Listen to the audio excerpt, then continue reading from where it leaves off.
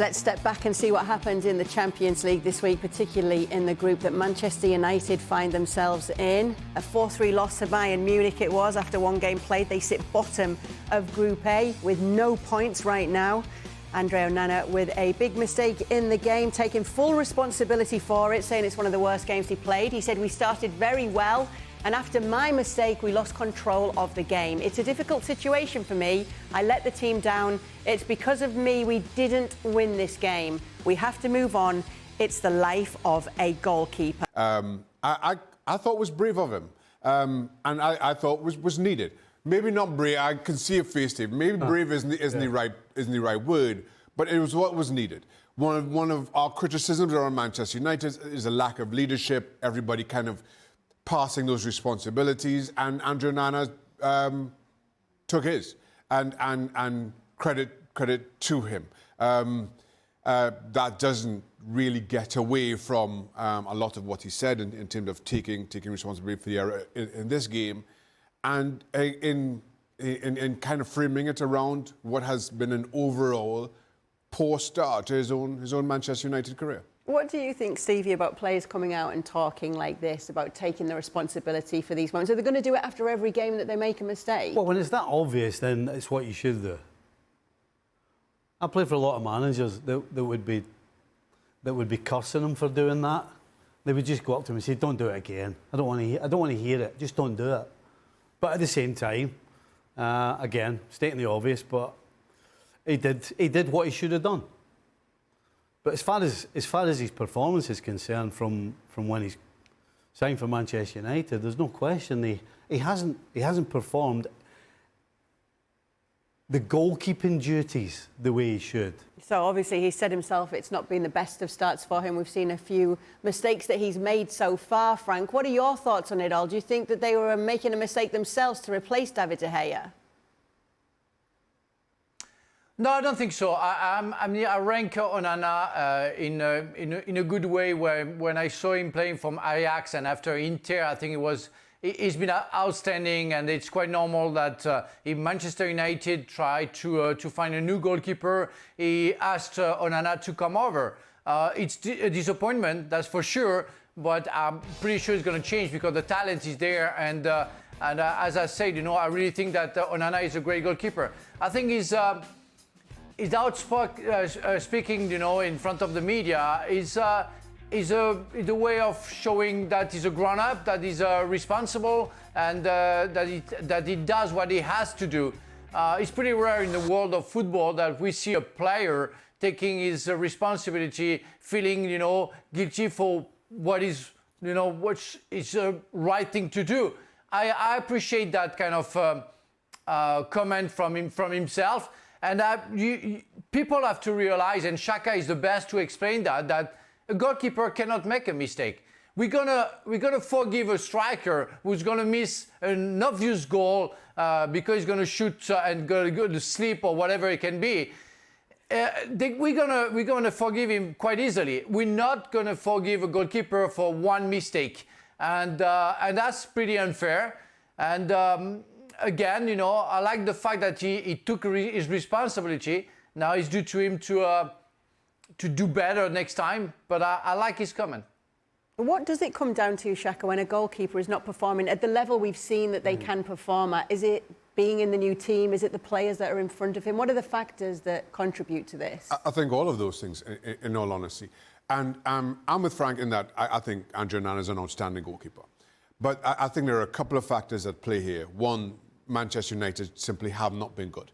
And then when you come in as a goalkeeper with the experience and the expectation that Andre Onana arrived at Old Trafford, inheriting that spot from a goalkeeper like David De Gea, who had his fair share of errors, particularly over the last couple of years, let's not forget, but the body of his work was simply outstanding, David De Gea.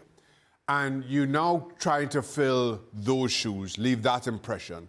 You have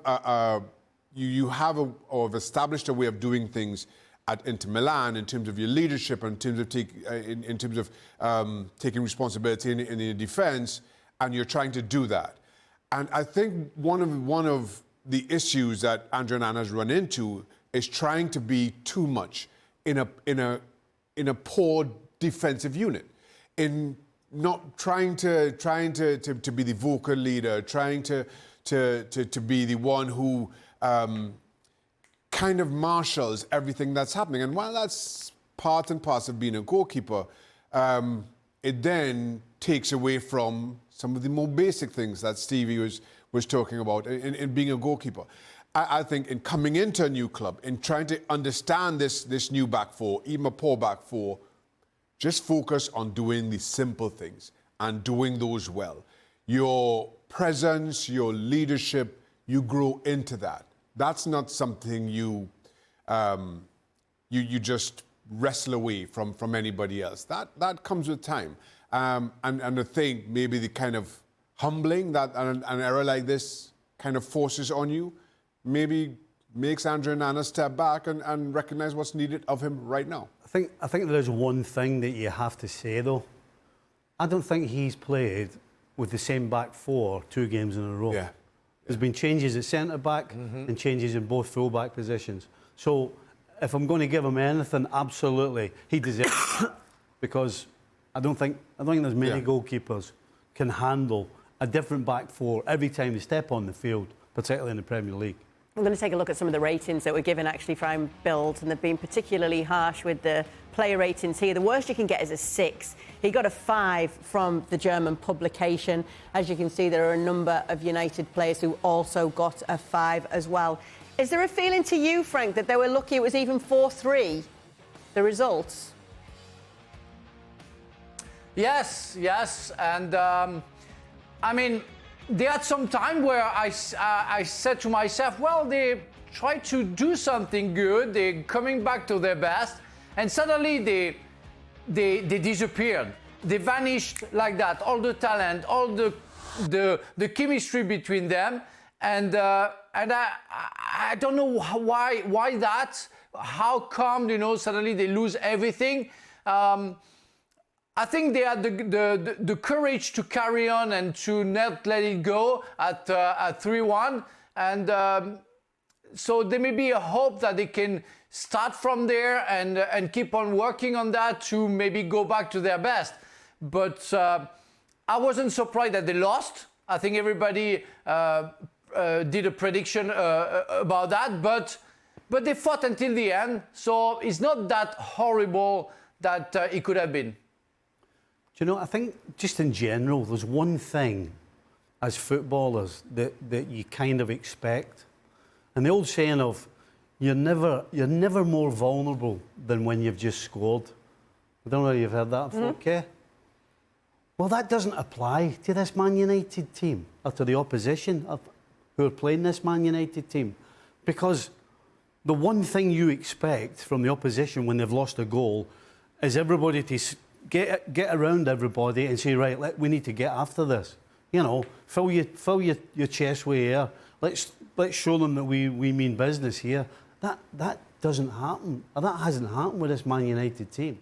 And how that doesn't happen in a game against Bayern Munich is strange. So there's a very basic problem with United when you lose a goal in the Champions League away at Bayern Munich.